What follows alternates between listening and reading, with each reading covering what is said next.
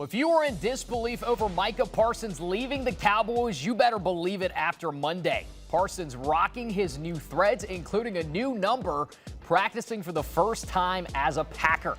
Parsons in Green Bay opened the season on Sunday against the Lions on CBS. Here's head coach Dan Campbell on what facing Parsons means for Detroit.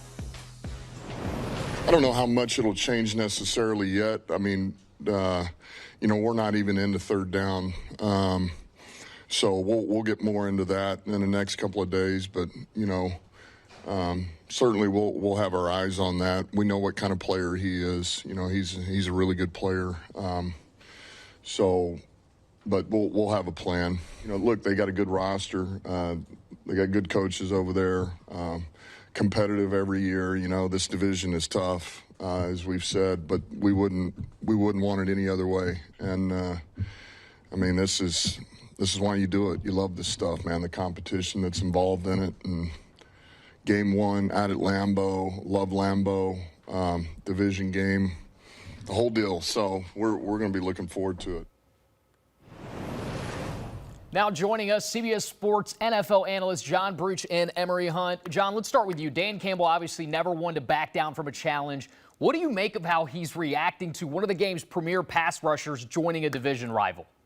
Well, I'm sure on his inside, he's thinking, my God, really? Did Jerry Jones have to ship him off to Green Bay a week before the season starts?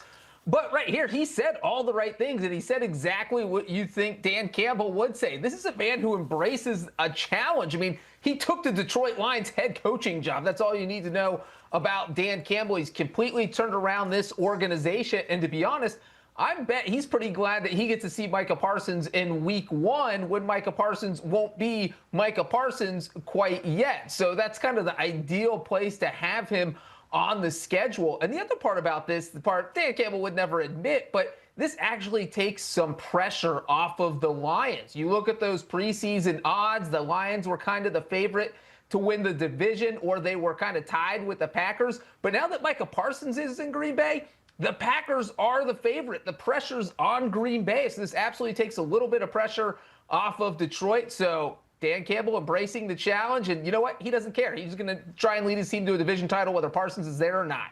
This is such a savvy coaching move because he's talking to the media, but he's actually talking past the media and talking to his team because he's projecting, hey, I'm not worried about some Micah Parsons. Micah Parsons this, Micah Parsons that. I don't care.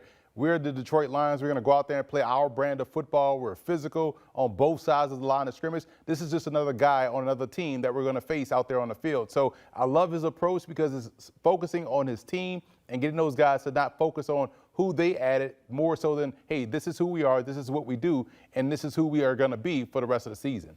Now, Emory, Micah just started practicing. Despite what some Cowboys fans are saying on the internet, he is indeed dealing with a joint sprain in his back, so that was not fake, right? Mm-hmm. How fast do you think he'll be able to hit the ground running come Sunday against the Lions? Well, if he's on the field, you got to think he's 100%, right? But at the end of the day, if he's on the field, and now that we know that he has some sort of back issue at whatever severity it is, guess what you're going to see, Micah Parsons? You're going to see a lot of Sam Laporta and also a lot of Brock Wright at the same time because they're going to put those two tight ends wherever he's lined up and try to see how physical he's going to be, how dominant he's going to try to be versus the run, and how healthy that back is because that's what I would do as a coach. That's the simplest thing you could do, try to test out a pass rusher, turn him into a run defender, and see how he handles that. But if I'm Green Bay, I move him around. I try to move him at the second level because he did do that at Penn State. Try to move to the opposite side of the line of scrimmage as well. I may even be petty enough to put him on offense and leave out the defense versus 2 plays of the game. But at the end of the day, if you're the Detroit Lions, you're going to try to run right at Micah Parsons, see how much he wants to stop the run in week one. Yeah, the other thing here, though, is that it's almost a risk to send him out there and have him play, say, 100% of the defensive snaps. If you were the Packers, I mean, we're talking about someone who might be getting an injection in his back just to make sure he feels 100% going into this game. And there's really 3 factors that kind of lead me to believe we're not going to see a lot of Micah Parsons on Sunday. Number one, he has to get in football shape. He hasn't practiced since June when he showed up and did some individual drills for the Cowboys at mandatory minicamp. So now you only have 1 week of practice to get into football shape, and it doesn't seem like he'll be 100% there by the time Sunday rolls around. Number two, he has to learn the defense. Emory just mentioned that, hey, we can throw him all over the field.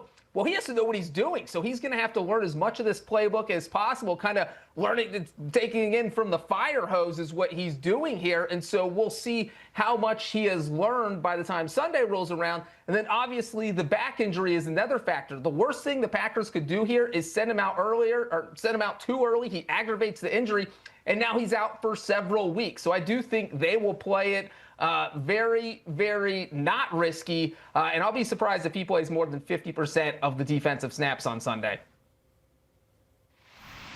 The Dolphins announced captains for the 2025 season, and Tyreek Hill wasn't among them. This is the first time since Hill joined the Dolphins back in 2022 that he was not voted as one of the team's leaders. Dolphins head coach Mike McDaniel explained Miami's process in selecting team captains on Monday.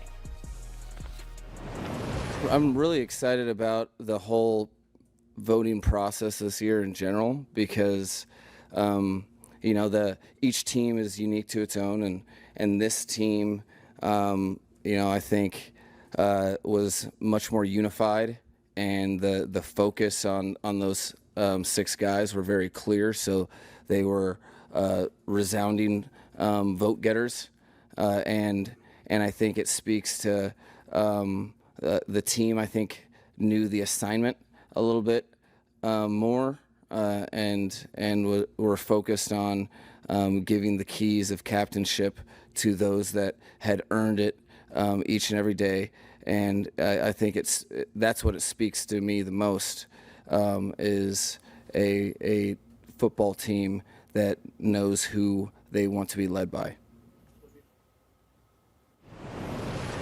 Mike McDaniel with some pretty interesting words about the Dolphins captains this season. Emory, simply put, did Miami make the right call, making Hill not a captain this season? Well, if you think about what we have all heard about Tyreek Hill this offseason in particular, it's probably right that they didn't go with him as a captain, because I'm looking at it as if this is a guy that has been 1 foot in, 1 foot out in terms of wanting to be in Miami. So if the team is thinking, hey, we only want guys that are all in that want to be here. And yeah, we know he's one of the best players on the field. We know he's going to make a ton of plays, and we know players are going to go look to him for leadership in these tough moments because he's such a great playmaker. But in terms of being a captain, they want someone that embodies what the team mindset is and what being a part of a team is. Not saying Tyreek Hill doesn't feel that way deep down, but just the noise around him, I understand this move by the Dolphins brass. Yeah, and Mike McDaniel used some interesting words there. The number one that popped in my head is unified. So the team was very unified around the captains they picked, and it was a resounding vote. That means the team was unified against Tyreek Hill to not make him a captain for the first time. So it feels like we saw Tyreek make that kind of pseudo trade request back in January. And there's a forgive and forget element here. Maybe the Dolphins have forgiven him, but they certainly have not forgotten, because it seems like some of his teammates have still been rubbed the wrong way about how Tyreek Hill has just acted this entire offseason. We saw Tua at the beginning of training camp essentially say, yeah, he's still got to work to rebuild trust.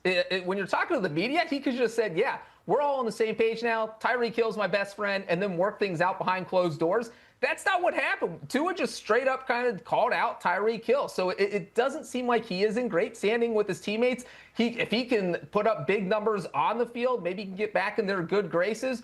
But right now, it kind of feels like this could eventually lead to a divorce. But even if that happens, Tyreek Hill is there for 2025, and his teammates are going to want to see some leadership from him on the field.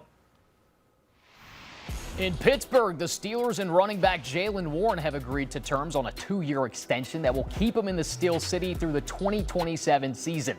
The deal includes $12 million in guaranteed money. Warren is slated to become the full-time starter with Najee Harris now with the Chargers. Here's what Warren says the deal means to him. You dream about, but I didn't know it was gonna come this soon. I'm grateful it did. Jalen, it wasn't easy for you when you came in as an undrafted free agent. What was the key to go from a UDFA to a guy that's now getting paid and has RB1 status for the team? I guess just working every day. I never looked toward the future. I always stayed present in that moment, and whatever panned out for me, that's whatever panned out. How does it feel to know this team has bought into you like this? It's a great feeling, knowing they have my back. I'm gonna do what I can to have their back, and yeah, I'm blessed. All right, fellas, after a breakout rookie year, Warren's numbers did dip a bit in 2024, but it looks like Pittsburgh does want to feature him more in this offense. John, starting with you, does this move indicate that the Steelers want to make Warren the feature back this season?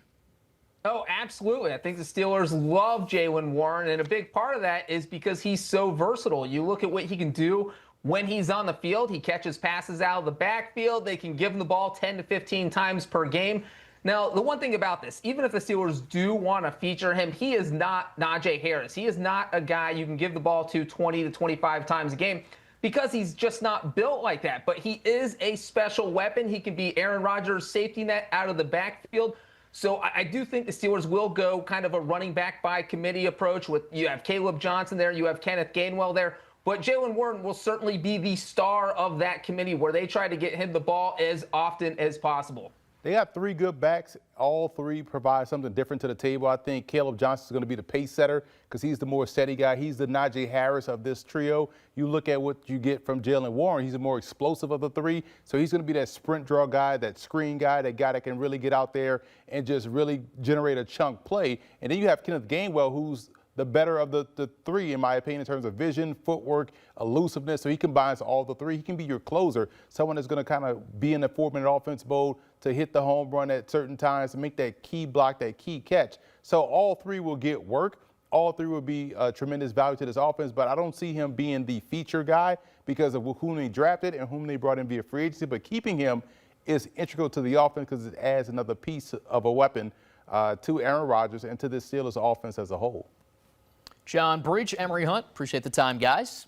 And the NFL on CBS returns in full swing this Sunday. Notable matchups include Aaron Rodgers and the Steelers visiting the Jets. And, of course, Micah Parsons making his Green Bay Packers debut against the Lions.